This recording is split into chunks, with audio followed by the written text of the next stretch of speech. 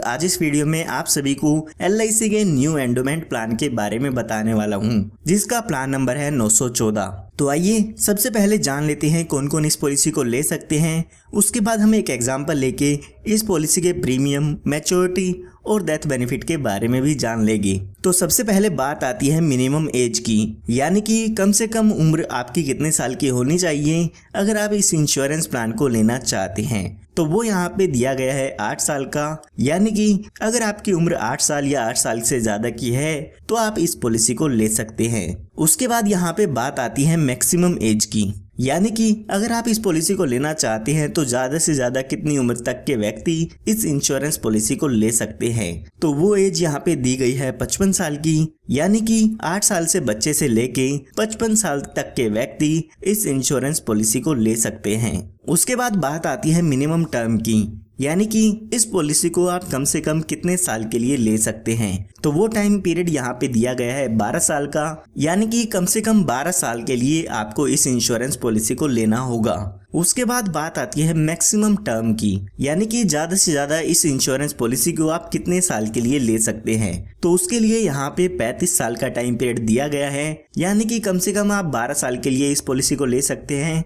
और ज़्यादा से ज़्यादा 35 साल के लिए इस इंश्योरेंस पॉलिसी को ले सकते हैं। इसके बीच में आप कोई भी टर्म चूज कर सकते हैं, जैसे कि 13 साल, 14 साल, 15 साल, 20 साल, 21 साल, जो भी आपको सही लगती है उसके हिसाब से आप पॉलिसी टर्म यहाँ पे ले सकते हैं। उसके बाद बात आती है मिनिमम सम एश्योर्ड की, यानी कि कम से कम बीमा आप इसमें कितने रुपए का ले सकते हैं। इसका मतलब ये नहीं है कि आपको इतना अमाउंट पे करना होगा। इसके बेसिस पे जो भी आपका इंश्योरेंस प्रीमियम है, मैच्योरिटी बेनिफिट है, वो सब कैलकुलेट किए जाते हैं। तो यहाँ पर मिनिमम सम एश्योर्ड है 1 लाख रुपए का। उसके बाद बात आती है मैक्सिमम सम एश्योर्ड की, यानी कि ज्यादा से ज्यादा बीमा आप इसमें कितने रुपए का ले सकते हैं। तो उसके लिए यहाँ पे कोई भी लिमिट नहीं दी गई है। ये आपकी इनकम पे डिपेंड करता है कि ज्यादा से ज्यादा इंश्योरेंस आप इसमें कितना ले सकते हैं। आपकी इनकम प्रूफ के अकॉर्डिंग यहाँ पे LIC आपको इंश्योरेंस देती है। आइए अब एक एग्जांपल लेके समझते हैं कि ये पूरा इंश्योरेंस प्लान कैसे काम करता है। तो एग्जांपल समझने के लिए मान लेते हैं जो आपकी उम्र है वो 35 साल की है और आप इस इंश्योरेंस पॉलिसी को लेना चाहते हैं। उसके बाद हम मान लेते हैं कि आप 5 लाख रुपए का इसमें बीमा लेना चाहते हैं, यानी कि जो हमारी पॉलिसी का सम एश्योर्ड होगा वो 5 लाख रुपए का होगा। उसके बाद हम बात करते हैं टर्म की, यानी कि आप कितने साल के लिए पॉलिसी लेना चाहते हैं। तो हम मान लेते हैं 21 साल के लिए आप इस पॉलिसी को लेना चाहते हैं। तो अगर हम इस पॉलिसी के प्रीमियम की कैलकुलेशन करते हैं तो पहले साल आपको इसमें लगभग 23,908 रुपए का प्रीमियम पे करना होगा। उसके बाद बाकी के बचे सालों में आपको 23,393 रुपए का प्रीमियम पे करना होगा, जो कि आपको ये सालाना पे करना होगा। अगर आप 6 महीने में, 3 महीने में या हर महीने में किस्त भरना चाहते हैं तो वो आप स्क्रीन पर देख सकते हैं। तो यहाँ पर जो अब आपकी एज है वो 35 साल की हो गई है, तो हमने 21 साल के लिए ये पॉलिसी ली है, तो हमें आने वाले 21 सालों के लिए प्रीमियम की पेमेंट करनी होगी। जब आपके 21 साल पूरे हो जाते हैं, यानी कि जब आपकी उम्र 56 साल की हो जाएगी, तो उस समय ये आपकी पॉलिसी खत्म हो जाती है, यानी कि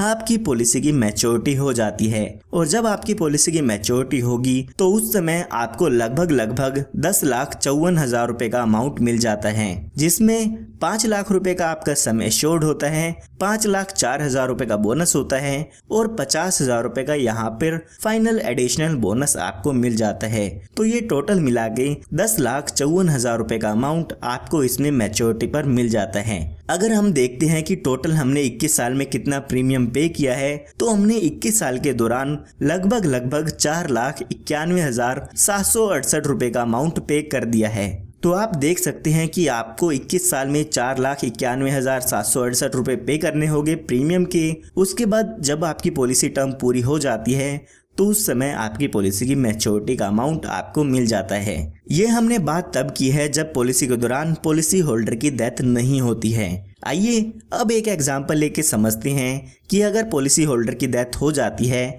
तो उस समय उसके नॉमिनी को क्या क्या बेनिफिट मिल जाते हैं। तो यहाँ पर पॉलिसी शुरू होने के बाद और पॉलिसी की मैच्योरिटी होने तक कभी भी पॉलिसी होल्डर की डेथ होती है तो यहाँ पर पॉलिसी होल्डर के नॉमिनी को डेथ बेनिफिट्स मिल जाते हैं। डेथ बेनिफिट्स में सम एश्योर्ड मिलता है, इसके साथ साथ जो भी आपकी पॉलिसी का बोनस है वो यहाँ पर दिया जाता है। तो हमारे केस में मान लेते हैं पॉलिसी होल्डर की डेथ 39 ईयर्स की एज में हो जाती है। तो यहाँ पर जब भी पॉलिसी होल्डर की डेथ होगी तो उस समय जो भी आपका सम एश्योर्ड है यानी कि 5 लाख रुपए का अमाउंट मिलेगा। साथ ही साथ जितने साल भी आपकी पॉलिसी चली है उसका बोनस यहाँ पे दिया जाता है। तो 1,20,000 रुपए का बोनस हमें यहाँ पे मिल जाएगा। तो यहाँ पर टोटल डेथ बेनिफिट देखते हैं तो 6,20,000 रुपए का अमाउंट उसके नॉमिनी को मिल जाता है। आपको एक बात याद रखनी है कि जो सम एश्योर्ड है वो तो आपको मिलेगा ही मिलेगा, साथ में जितने साल भी पॉलिसी आपकी चली है उतने साल का बोनस यहाँ पे आपको मिल जाता है। यहाँ पर मैं आपको बताना चाहूंगा कि आप इसमें एडिशनल बेनिफिट्स भी ले सकते हैं, जिसके लिए आपको कुछ एक्स्ट्रा प्रीमियम देना होगा। तो यहाँ पर आप अपनी पॉलिसी में टर्म राइडर ऐड करा सकते हैं। अगर आपने अपनी पॉलिसी में टर्म राइडर लिया है और अगर पॉलिसी होल्डर की नेचुरल डेथ होती है तो उस केस में आपको यहाँ पर एडिशनल 5 लाख रुपए का अमाउंट डेथ के केस में मिल जाता है। यानी कि जो 6,20,000 रुपए का अमाउंट मैंने आपको बताया है वो तो मिलेगा ही मिलेगा, साथ में टर्म राइडर के 5 लाख रुपए और मिल जाते हैं, यानी कि टोटल 11,20,000 रुपए का अमाउंट डेथ पर मिल जाएगा। इसी तरह से यहाँ पर आप accidental death and disability benefit rider भी ऐड करा सकते हैं। यहाँ पर अगर एक्सीडेंटल डेथ पॉलिसी होल्डर की हो जाती है यानी कि एक्सीडेंट के कारण पॉलिसी होल्डर की डेथ होती है तो उस केस में यहाँ पर एडिशनल 5 लाख रुपए मिलते हैं। यानी कि जो बेनिफिट मैंने आपको बताए हैं वो तो मिलेगा ही मिलेंगे, साथ में एक्सीडेंटल डेथ बेनिफिट राइडर के 5 लाख रुपए भी आपको मिल जाएगी या आपके नॉमिनी को मिल जाते हैं।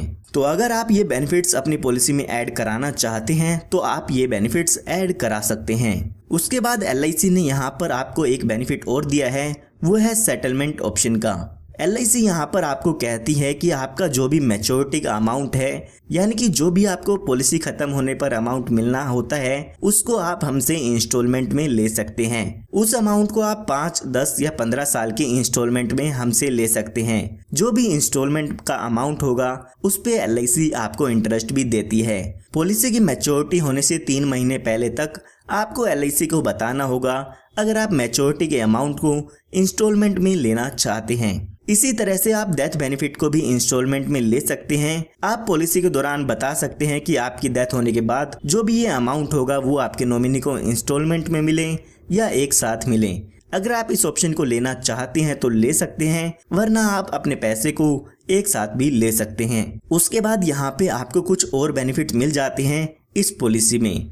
तो आइए बात करते हैं इसके अदर बेनिफिट्स की कि इसमें आपको कौन कौन से और बेनिफिट मिल जाते हैं। तो यहाँ पर आप अपनी पॉलिसी में एडिशनल बेनिफिट्स ले सकते हैं जिसे हम राइडर्स कहते हैं। तो आप अपनी पॉलिसी में टर्म राइडर ले सकते हैं, accidental death and disability benefit rider ले सकते हैं या फिर आप एक्सीडेंटल बेनिफिट राइडर ले सकते हैं। इसी के साथ साथ यहाँ पे आप क्रिटिकल इलनेस राइडर भी ले सकते हैं। अगर आप बच्चे के नाम पर ये इंश्योरेंस पॉलिसी ले रहे हैं तो आप अपनी पॉलिसी में प्रीमियम वेवर बेनिफिट राइडर ले सकते हैं। कई बार ऐसा होता है कि बच्चे के फादर के साथ कोई दुर्घटना हो जाती है तो उस केस में बच्चे को वहां पर पॉलिसी का प्रीमियम पे नहीं करना होता है। उसके बाद यहाँ पे आपको लोन की सुविधा भी मिल जाती है।